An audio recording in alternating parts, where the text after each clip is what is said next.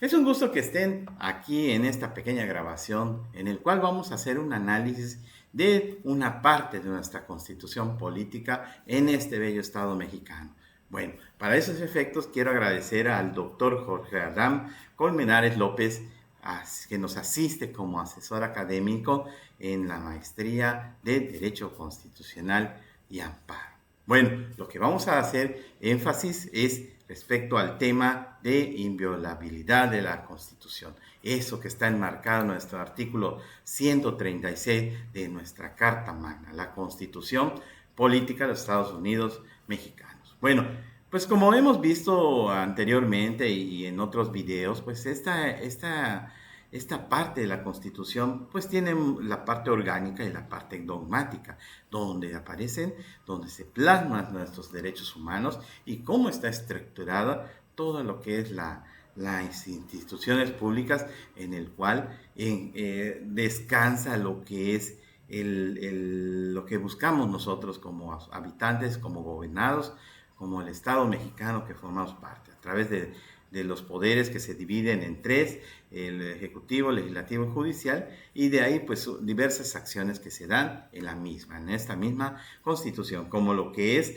nuestra forma de gobierno del 39 al 41, pues ahí habla cómo se dan esas bases del ejercicio para llevar un buen gobierno. Bueno, pues también cuando hay situaciones en el cual se tenga que suspender o restringir la observancia de esos derechos humanos que tenemos como personas, que establece esto en el artículo 29, y así también podemos hablar de las reformas que permite esta propia Constitución que se realicen. Obviamente esas reformas que pueden ayudar, que deben ayudar a lo que queremos nosotros como gobernados.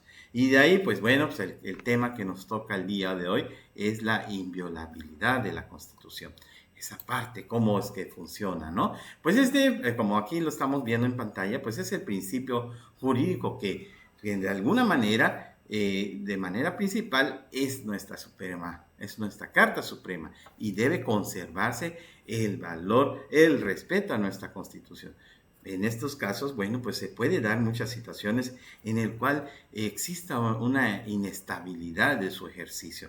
¿Por qué? Porque puede haber situaciones así, como se comentó con el artículo 29, suspende provisionalmente o restringe los derechos humanos. Pero en este caso, este artículo habla de una autoprotección que se tiene la propia Constitución, en el cual cuando existe rebeliones, trastornos públicos o un gobierno contrario, o en su caso rebeliones que se transmiten con tiranía u opresión a nuestros gobernantes, a nuestros gobernados, pues se empieza a dar esas causas en el cual se activa esta parte de inviolabilidad de nuestra Constitución. No puede dejar de ser el orden supremo de nuestro país. En este caso, bueno, también las entidades federativas tienen que hacer ese respeto a esa inviolabilidad, a esa protección, a esa autoprotección, pues que nadie tiene derecho a dejar sin efectos, cancelar o, por llamarla así, revocar nuestra Constitución, mucho menos desconocerla. Entonces, esas situaciones que pueden hacer una alteración a la misma, como lo que es hacer modificaciones, pretender hacer modificaciones de fondo, eso les pertenece a lo que son los congresos originarios, a los congresos que crean las constituciones. Y en este caso, bueno, pues también es necesario que se respete ese orden jurídico ya previamente establecido en la Constitución, su regulación y sobre todo acatarse los métodos para adecuarlas, ¿no? Las reformas también tienen sus limitaciones, por eso pues no podemos pronunciar o proponer iniciativas que cambien de fondo nuestra Constitución. Eso no lo permite porque se autodestruiría y ya no perdería esa situación de lo que es la supremacía constitucional. Y también el procedimiento que legitima y obviamente apegado a la ley, legaliza lo que es el procedimiento para dichas reformas. Bueno, hablemos de las causas de lo que hacen que nuestra constitución pueda tener inestabilidad, inclusive se puede dar esas situaciones en el cual pues, pueda causar una cierta inestabilidad en lo que es la Constitución, como son los actos que desestabilizan la paz social, como las rebeliones, el trastorno público, inclusive la rebelión con la tiranía y la opresión a los gobernados. Esas partes que transforman en la parte negativa a nuestro país. Entonces, así como la Declaratoria Universal de los Derechos Humanos establece que, bueno, puede haber situaciones que sí inestabilicen, que se presenten como acciones que crean rupturas al Estado. Pretenden romper ese esquema en el cual pues se dé la autoprotección. Pero bueno, recordemos que este artículo es la última barrera de protección del texto constitucional, pero no la extingue. Lo único que hace, la mantiene mientras suceden las situaciones que pueden afectarla, que una vez estabilizado, bueno, pues se da ese rechazo del que no se pretenda hacer una revolución sustentado con acciones que van contra la paz social, el orden público, el trastorno público. Entonces, ¿qué es lo que sucede cuando ya se da esa estabilización otra vez? Se restablece el orden constitucional y sobre todo, pues llegar a esa verdad de que, bueno, quiénes fueron las personas que hicieron esas revueltas, ese desorden político en el cual, pues, ese mismo artículo 136 menciona que una vez que se dé esa situación y pase, entonces se dará esa causa penal, la cláusula penal, para determinar quiénes fueron los culpables del levantamiento, porque no se puede permitir que esa violación a nuestra Carta Magna sea originado de situaciones diferentes a la que la misma norma nos establece, que es ese procedimiento de reforma en el cual se presenta una iniciativa como cualquier común, lleva su proceso y obviamente es autorizado por el Congreso de la Unión a través de sus cámaras de diputados y de senadores, perdón. Y de ahí, pues tiene que haber la autorización o el visto bueno o la aprobación de las legislaturas de los estados en sus 2/3 partes. Entonces, esos mecanismos ayudan a que no cualquier situación que se vaya a dar o que se tenga desestabilice la paz social, esa afectación que pues, de alguna manera nos puede afectar como una situación que vaya en contra de la administración pública y como lo dice aquí en el punto, ¿no? Evitar que se ejerza un poder que sea arbitrario, que sea doloso, que exista en la realidad y que pueda quebrantar nuestra estabilidad, ¿no? Se tiene que mantener ese orden y sobre todo respetar los derechos fundamentales y respetar a las instituciones. Pues ahí vemos que van enfocados a diferentes principios de legalidad, la supremacía constitucional desde luego, y se da estas situaciones. Bueno, pues ahí pues pongo como ejemplo que la suspensión del derecho y de las garantías individuales. Pero bueno, en este caso podemos decir en palabras generales, concretas, que la inviolabilidad en la Constitución no está protegida a través del artículo 136.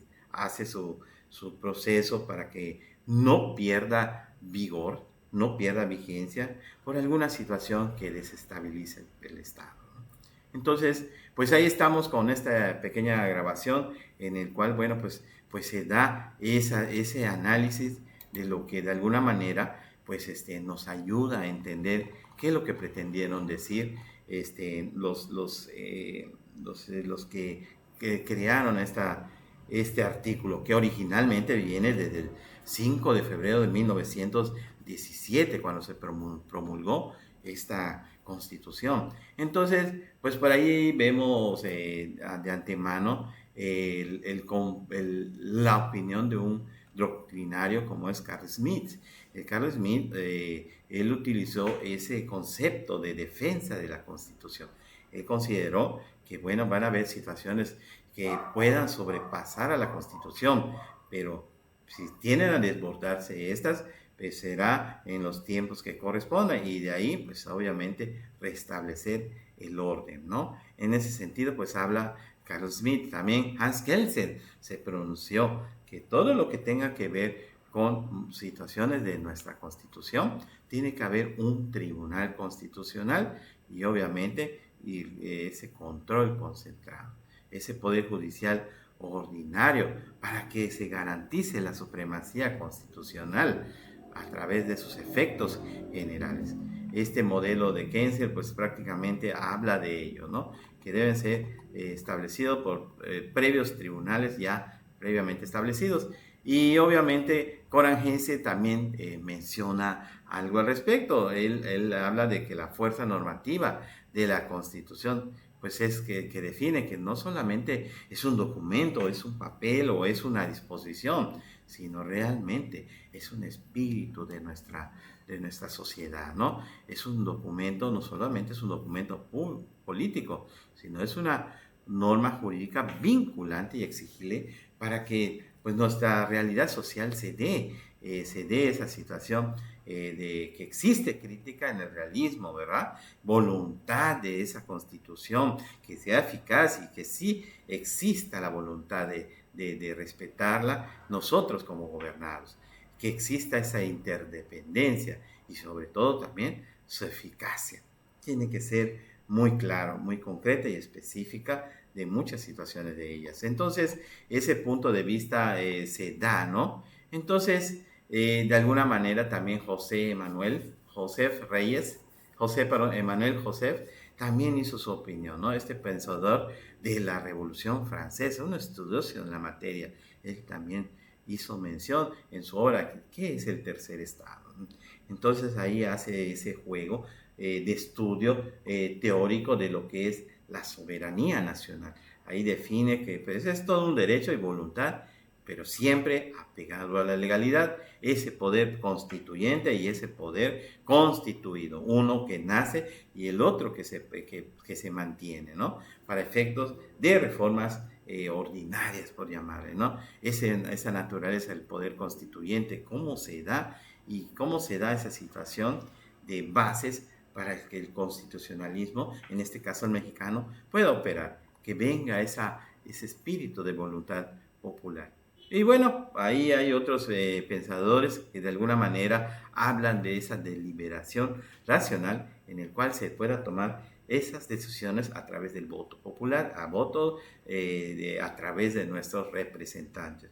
Que exista un procedimiento legítimo, también que exista la publicidad, una acción comunicativa de las normas jurídicas con las políticas. Tiene que haber esa relación y obviamente buscar ese diálogo, ¿no?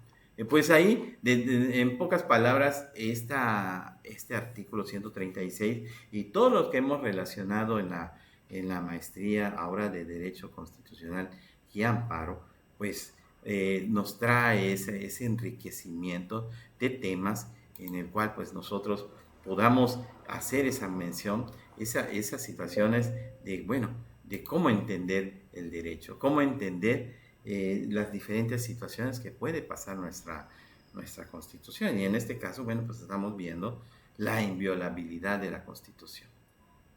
Bueno, por mi parte, pues aquí dejamos esta pequeña cápsula y la verdad es un gusto que estén en la transmisión de este pequeño video y a la vez sigamos analizando las disposiciones generales, las disposiciones jurídicas y que pues de alguna u otra forma nosotros como ciudadanos tenemos el derecho de saber de ellas, tenemos el derecho de conocer nuestros derechos humanos y también cómo proteger el documento principal llamado Constitución que nos ayude a hacer valer esa situación.